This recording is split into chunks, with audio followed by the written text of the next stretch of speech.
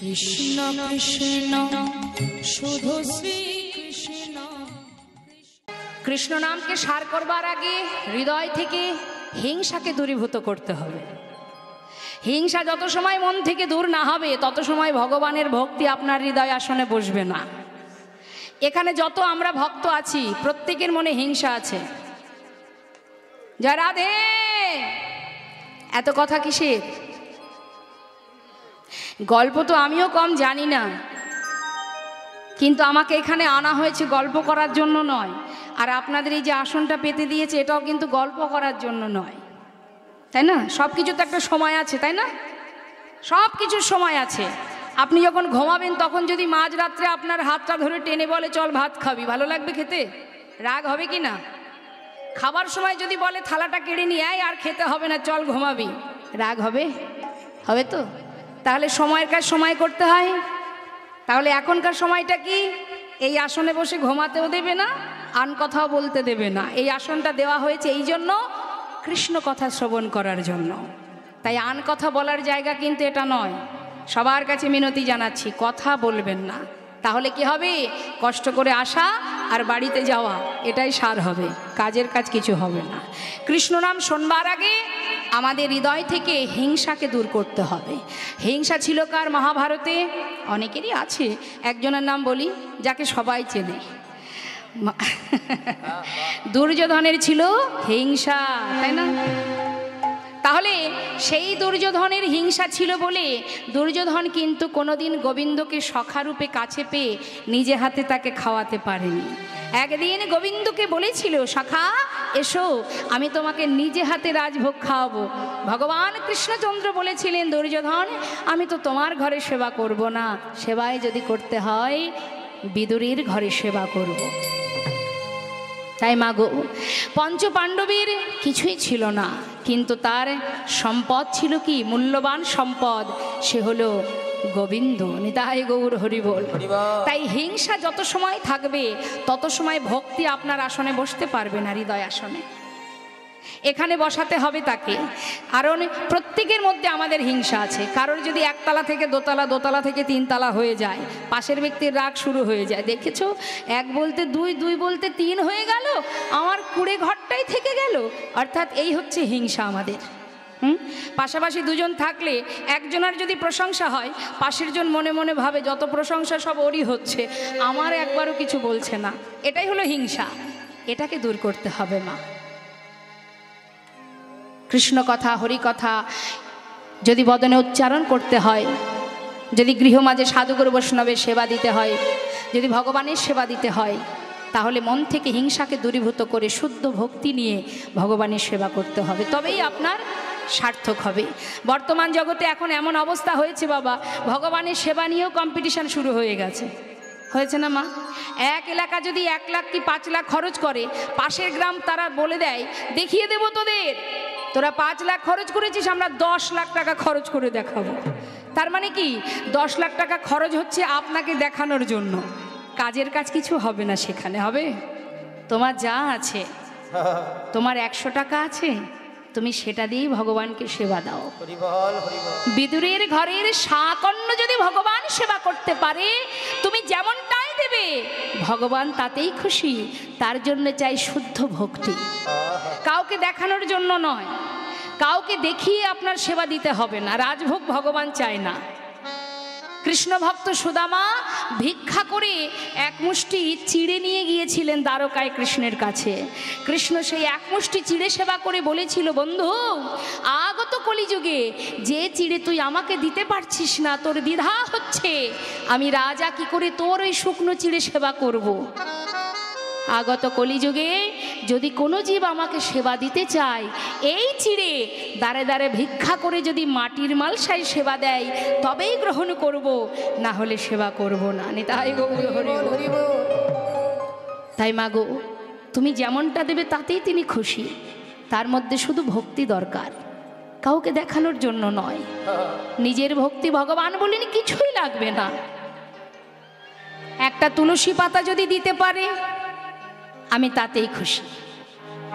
প্রভু যদি তুলসী পাতা না থাকে, ভক্ত দেবর্ষি নারদ জিজ্ঞাসা করছে ভগবান বললেন দুঃখ কেন, একটা ফুল দিয়েও যদি আমার ভক্তরা আমাকে ডাকে আমি খুশি হব। প্রভু যদি ফুল না থাকে, ভগবান বললেন কোনো দুঃখ নেই, ভক্তরা যদি এক গণ্ডূষ গঙ্গা জল দিয়ে ডাকে আমি তাতেই খুশি। প্রভু যদি গঙ্গার জল না থাকে, প্রভু বললেন এর জন্য দুঃখ কিসের, আমি তো প্রত্যেকটি সন্তানকে দুটি নয়ন দিয়েছি, একটার মধ্যে দিয়েছি যমুনা, একটাই দিয়েছি গঙ্গা। সংসারের জন্য সারা জীবন কাঁদুক, তাতে কোনো দুঃখ নেই। আমার জন্য যদি মাত্র 2 ফোঁটা বাড়ি বরিশন করতে পারে, ওই 2 ফোঁটা বাড়ি বরিশন করা মাত্রই আমি সেই ভক্তের চরণে দাস হয়ে পড়ে রইব।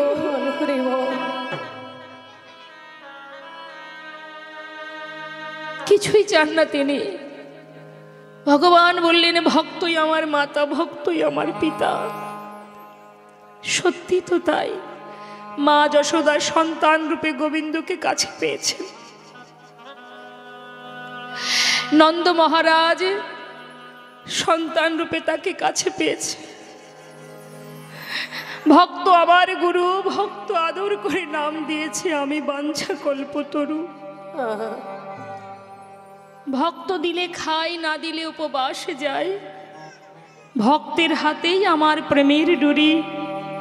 ভক্ত আমাকে যেখানে ঘোরায় আমি সেই দিকেই ঘুরি।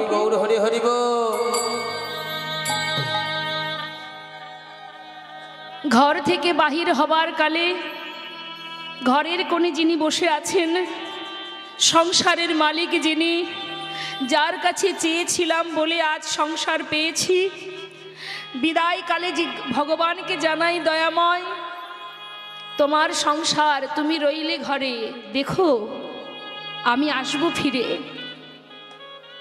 5 দিন পর 10 দিন পর যখন ফিরে আসি, ঘরের কোণে যিনি বসে 10 দিন আপনার সংসারকে রক্ষা করেছে, দেখভাল করেছে, ফেরার পথে তার জন্য একটু খাবার, একটু ভোগ কিন্তু আমরা কিনে আনি না,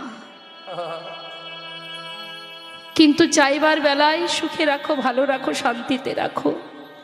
নিজের করে ভাবতে হবে মা, নিজের করে তাকে ভালোবাসতে হবে। চলতে ফিরতে যখন যেভাবেই থাকো না কেন, ভরসা যদি কাউকে করা যায় একজনই আছে, অনাদি আদি গোবিন্দ। জগতে তুমি যাকেই ভরসা করো না কেন, এই সমাজে যখন তখন সে বদলে যেতে পারে, তোমার জীবন থেকে সরে যেতে পারে, কিন্তু একজন তোমাকে ছাড়বে না। সে কে? সে জন্ম থেকে মৃত্যু পর্যন্ত তোমারই কাছে ছায়ার মতো ছায়া দিয়ে আছে। তুমি দেখতে পাচ্ছ না, কারণ দেখার নয়ন তোমার নেই, মায়ার জালে আবরণ দেওয়া আছে, তাই দেখতে পাচ্ছ না যে সর্বক্ষণ তোমার পাশে আছে, তোমার সুখে আছে, দুঃখে আছে, ভালোতেও আছে, মন্দতেও আছে। তিনি হলেন গোবিন্দ। সবাই তোমার জীবন থেকে সরে গেলেও সে কোনোদিনই যাবে না, শুধু একবার বিশ্বাস করতে হবে, ভরসা করতে হবে, ভরসা রাখতে হবে, নির্ভরশীল হতে হবে। হে প্রভু, তুমি যেটা করবে আমি তাতেই খুশি, আমি তোমারই দাস, তুমি যেভাবে চালাবে আমি চলবো সেভাবে। তিনিই তো চালাচ্ছেন, আমাদের তো কোনো সাধ্য নেই চলার। তার একটা সুন্দর ভজন আপনাদের আমি শোনাবো, শুনুন। আমি বুঝিয়ে দেব মা, একটু মন দিয়ে শুনবেন কি বলছে দেখুন। তার ইশারায় জগৎ চলছে, তিনি এই পৃথিবী, এই সৃষ্টি তারই, তিনিই সৃষ্টি করেছেন, এই ধরিত্রী তারই সৃষ্টি, আমরা এই সমাজের জীব মাত্র। তাই সুন্দর একটি ভজন আপনাদের শোনাবো, শুনুন কি বলছে। আহা,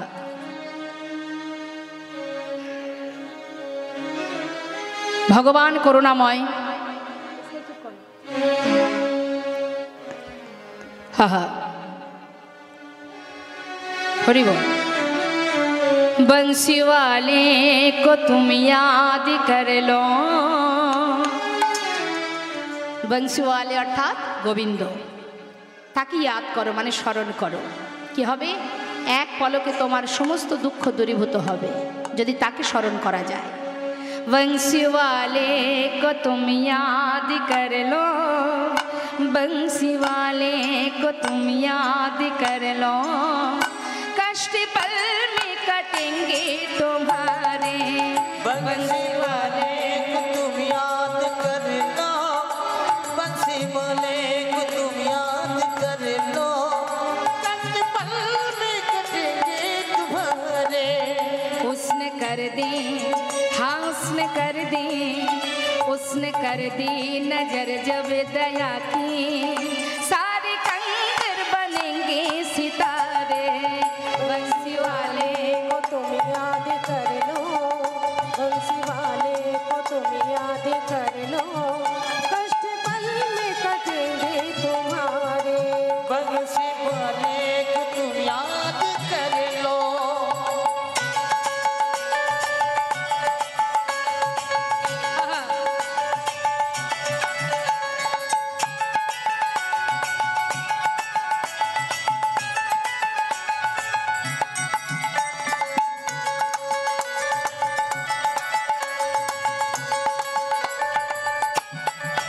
जिसने पतझड़ बहारों में बदली, जिसने कांटों में फूल खिलाए,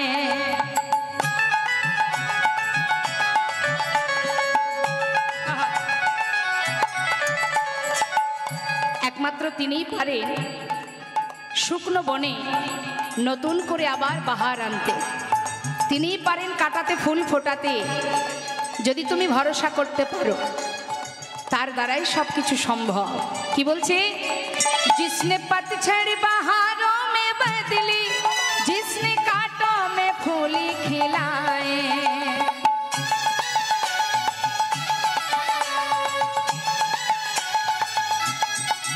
जिसने सर पे कई मुफलिसों के ताज हीरे जड़त है सजाए, तेरी झोली में हाँ तेरी झोली में, तेरी झोली में हाँ तेरी झोली में, तेरी झोली में तुम देख लेना,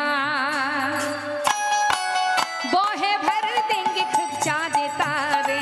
बंसी वाले को तुम याद कर लो, बंसी वाले को तुम याद कर लो, कष्ट पल में कटेंगे तुम्हारे। बंसी वाले को तुम याद कर लो।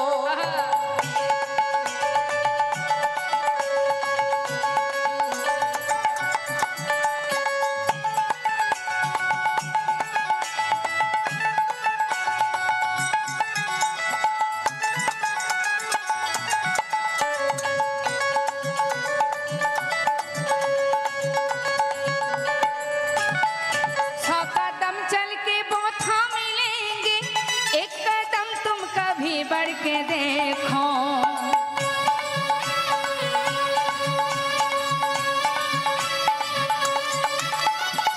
কথাটা কি বললেন মা? কেউ যদি গোবিন্দের দিকে এক পা বাড়াতে পারে, ভগবান তার দিকে 100 পা এগিয়ে আসে। অর্থাৎ আপনাকে বেশি দূর যেতে হবে না, আপনি এক পা বাড়ালে তিনি 100 পা এগিয়ে আসবেন। ভাবুন তাহলে কি সুন্দর বলছে। सौ कदम चल के बोथा मिलेंगे, एक कदम तुम कभी बढ़ के देखो।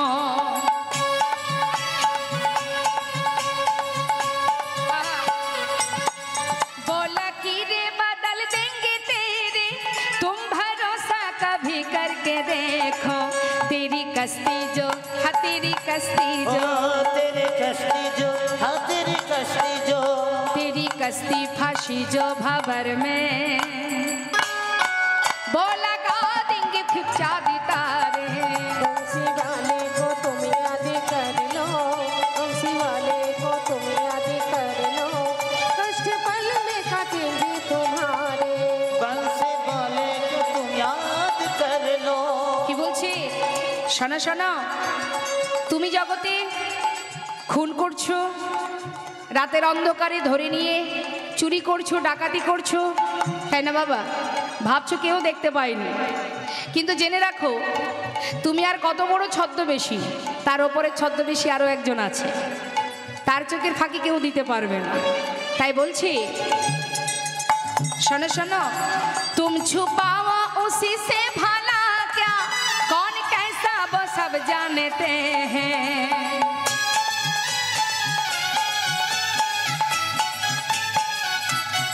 तुम छुपाओ उसी से भला क्या, कौन कैसा वो सब जानते हैं। तेरी मन की कटरिया में क्या है, बखबर है वो सब जानते हैं।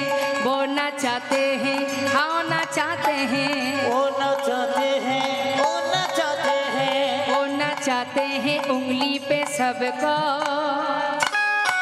हम खिलौने का बस में हमारे।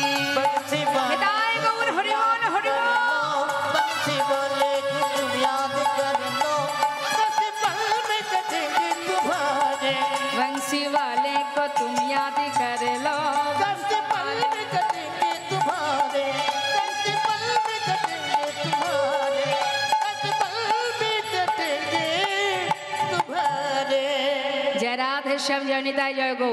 हरेर नाम हरेर नाम ওই বুকে বলম কলো নাস্তেব গতির অন্যথা। নাম ছাড়া কলিজীবের নাহিয়ার ধর্ম, সর্বধর্ম সার নামে শাস্ত্রমর্ম। আমাদের সনাতন ধর্ম শ্রেষ্ঠ ধর্ম। এই ধর্ম ছাড়া, এই হরিনাম ছাড়া কলিজীবের অর্থাৎ আমাদের উদ্ধারের আর কোনো রাস্তা নেই। আপন আপন গুরুচরণ আশ্রয় করতে হবে, আর বদনে নাম গাইতে হবে, নাম শ্রবণ করতে হবে। শ্রবণং মঙ্গলম। তুমি যদি নাম শ্রবণও করো তাতেও মঙ্গল, যেভাবেই নাম শ্রবণ করো না কেন। যা রাধে, নামের এমনই মহিমা, তুমি যেভাবেই নাম গ্রহণ করবে, নাম যেভাবেই শ্রবণ করবে, ইচ্ছায় করো অনিচ্ছায় করো, নামের মহিমা সে কিন্তু দেখা দেবেই দেবে। কি গো মা, যা রাধে। এ জগতে দেখবেন অনেক সময় বাড়ির ছেলে মেয়ে বা নিজেরাও যদি কোনো ভুল করে, অজান্তে ভুল করে, দেখবেন অনেকে বলে না জেনে করেছি এতে কোনো অপরাধ হবে না, দেখতে পাইনি ভুল করে ফেলেছি এতে পাপ হবে না, অনেকে বলে। কিন্তু জেনে রাখবেন, যদি কেউ জেনে শুনে ভুল করে তাতে যেমন অপরাধ হবে, আবার কেউ যদি না জেনেও ভুল করে তাতেও কিন্তু অপরাধ হবে। না জেনে বৃন্দাবনে কৃষ্ণের সখা যারা, তারা কালিদহের বিষ জল পান করেছিলেন। বিষের ক্রিয়া তো দেখা নাও দিতে পারতেন, কেন দেখা দিলেন? জানতেও অপরাধ হয়, অজান্তেও অপরাধ হয়। আপনি না জেনে কারেন্টে হাত দিয়ে দিন, দেখুন তো ছেড়ে দেয় কিনা আপনাকে। না জেনে আগুনে হাত দিন তো আগুন আপনাকে ছাড়ে কিনা? না। যার যেটা ক্রিয়া সে দেখা দেবেই দেবে। তাই তুমি জেনেই করো আর না জেনেই করো। তাই হরিনামও তদ্রূপ, তুমি যেভাবেই গ্রহণ করো। অনেকে আছে তিরস্কার করবার জন্য বদনে হরিনাম করে। সাধুকে দেখলে, পথে ঘাটে দেখবেন কোনো বৈষ্ণব দেখলে, সাধু দেখলে হরে কৃষ্ণ হরে কৃষ্ণ মনে করুন সে নাস্তিক বাবা, জীবনে কখনো কৃষ্ণ নাম মুখে বলে না। কিন্তু যদি কোনো সাধুকে দেখে মুখে বলে ফেলে জয় নিতাই, জয় নিতাই। কি গো মা, তাই তো? সেই বৈষ্ণবের স্বভাব কি? তিনি কি বলেন? সে কি জোর করে রুখে গিয়ে তাকে মারতে যায়? কি বলে? বাবা তুই আবার বল, হরি বল। এটাই মহন্তের স্বভাব। মহন্তের স্বভাব হয় তারিতে পামর, নিজ কার্য নয় তবু যান পর ঘর। তিনি কি বলেন? আমাকে দেখেছিস তাই বলেছিস, জীবনে কখনো যে নাম মুখে উচ্চারণ করিসনি, যাকে পছন্দ করিস না, যাকে ভালোবাসিস না, আজ সাধুর বেশ পরিধান দেখেই তুই জয়নিতাই বললি, উচ্চারণ করলি। একদিন আমার নিত্যানন্দ প্রভু এই নাম বিলানোর জন্য কলসির কানা মেরেছিলেন ভক্ত জগায় মাধায়। তাই নিতাই চাঁদ বলেছিল, এনে মেরেছিস কলসির কানা, তাই বলে কি নাম দেব না? তাই মাগো বৈষ্ণবীর স্বভাবই এটা। কি করে? বলে ওরে যতবার তোর সামনে দিয়ে যাব আসবো ততবার বল। বললে কি হবে? হেলায় বা শ্রদ্ধায় যেবা নাম লয়, ক্রমে ক্রমে কৃষ্ণ ভক্তির হয় উপচয়। কৃষ্ণ গালি দিতে কেউ যদি করে কৃষ্ণ নাম উচ্চারণ, সেই নাম হয় তার মুক্তির কারণ। তাই গৌর হরি বল। যেভাবেই বলো নাম তাতেই তোমার মঙ্গল। তাই তো আজ মহাজন বলছেন নাম শুনলে কি হয় জানো? শোনো, শ্রী গৌরাঙ্গের মধুর লীলা,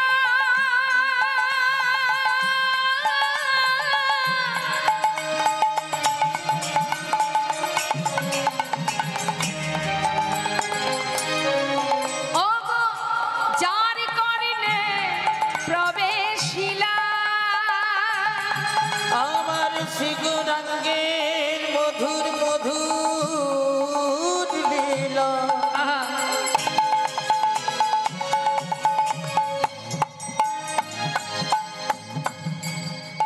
ও গো যার করলে আজ প্রবেশিলা। এই কর্ণপ্রহর দিয়ে যদি অমৃত ভিতরে প্রবেশ করে কি হবে তা? মহাজন বললেন হৃদয় নির্মল ভেলতা,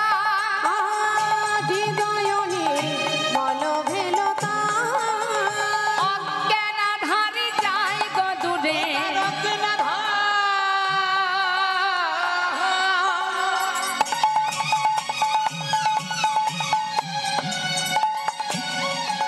দেখো যাই গো দূরে, যে জন হরি নাম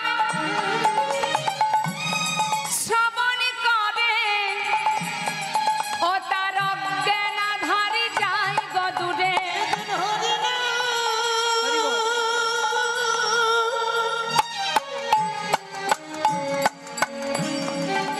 ও গো শ্রবণ করে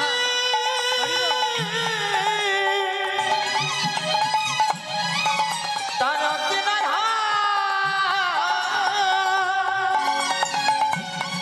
দেখো যাই গো দূরে, যে জন কৃষ্ণ নাম শ্রবণ করে গুরু চরণ হৃদয়ে ধরে, নিতাই গৌর হরি বল হরি বল।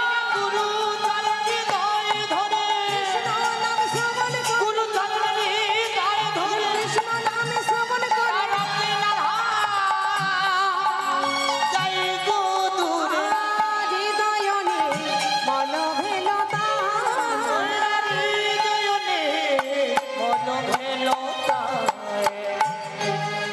অর্থাৎ তার ইশারায় আমরা সকলে চলছি, যার এক পলকে বিশ্ব ব্রহ্মাণ্ডে লয় বা সৃষ্টি হতে পারে। তাই ভরসা করলে তাকেই ভরসা করা যায়। আসুন আমরা যে মহাজনের পদাবলী আস্বাদন করছিলাম তার চরণে একবার সবাই মিলে প্রণাম জানাবো। মহাজনের চরণে সবাই মিলে একসঙ্গে গাইব। গৌরহরি যত পার্ষদ আছে তাদের চরণ একবার স্মরণ করি, সবাই মিলে একসঙ্গে হাতে তালি দিয়ে, কেমন? শ্রী গৌরাঙ্গের ভক্তগণে নিত্য সিদ্ধ করি মনে, সে যায় ব্রজেন্দ্র সুত পাশে রে, ওই রাসে যাই ব্রজেন্দ্র সুত পাশে রে, সে যাই ব্রজেন্দ্র সুত পাশে রে, সে যাই ব্রজেন্দ্র সুত সবাই মিলে একসঙ্গে তার চরণে প্রণাম জানাবো আর জানবো। গৃহেতে বনেতে থাকো হা গৌরাঙ্গ বলে ডাকো, আহা গৃহেতে বনেতে থাকো গৌরাঙ্গ বলে ডাকো, নরতম মাগে তার সঙ্গ, ওই নরতম মাগে তার সঙ্গ, নরতম মাগে তার সঙ্গ, নরতম মাগে তার সঙ্গ। এই নরোত্তম দাস ঠাকুর যিনি সর্বপ্রথম কীর্তন করেছিলেন, কীর্তনের সর্বপ্রথম সৃষ্টি হলো বাংলাদেশে পদ্মা নদীর ধারে দোল পূর্ণিমা রাত্রে। এই নরোত্তম দাস ঠাকুর তিনি প্রথমে কীর্তন করেছিলেন। কীর্তনের সৃষ্টি কিন্তু বাংলাদেশে পদ্মা নদীর ধারে খেতুরি ধামে তিনি প্রথম কীর্তন করেছিলেন দোল পূর্ণিমা রাত্রে। আর মহাপ্রভু যে নাম প্রচার করেছেন সেটা হলো মহামন্ত্র অর্থাৎ সংকীর্তন। তো আসুন আমরা নরোত্তম দাস ঠাকুরের এই সুন্দর পদাবলী দিয়ে গৌরচন্দ্রিকাকে বিশ্রাম রেখে চলে যাব লীলা কথায়।